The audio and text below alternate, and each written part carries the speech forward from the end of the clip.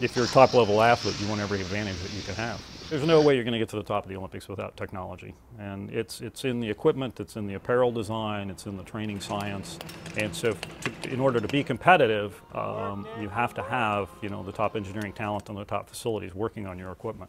Dr. Kim Blair is the president of the International Sports Engineering Association. He's worked with Olympic athletes for more than a decade. Kind of before this whole technical arms race started, we took a look at some data and assumed that if you could reduce aerodynamic drag by 5% of the top level competitors, at the Olympic level, at the top of the sport, that could make a difference between first and fourth to fifth place, depending on which sport you were talking about. So clearly the difference between medaling and not medaling. As a technologist and an engineer myself, I always feel my goal is to give, the technology, push it as hard as we can in the limits, but, with the understanding that other people are going to push back.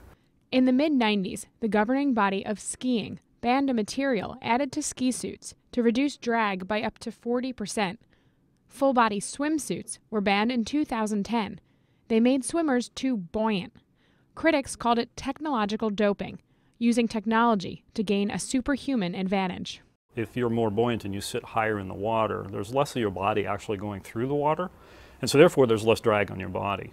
Okay, so with ski jumping, it's somewhat similar. We don't have the water underneath, but the idea is if the suit is more buoyant, it allows the person to float more.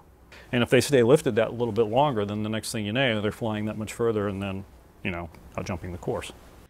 To bring the sport back to its roots, the governing body mandated that suits be skin tight. The IOC and others regulate materials and fabrics and how much equipment, like bobsleds, must weigh.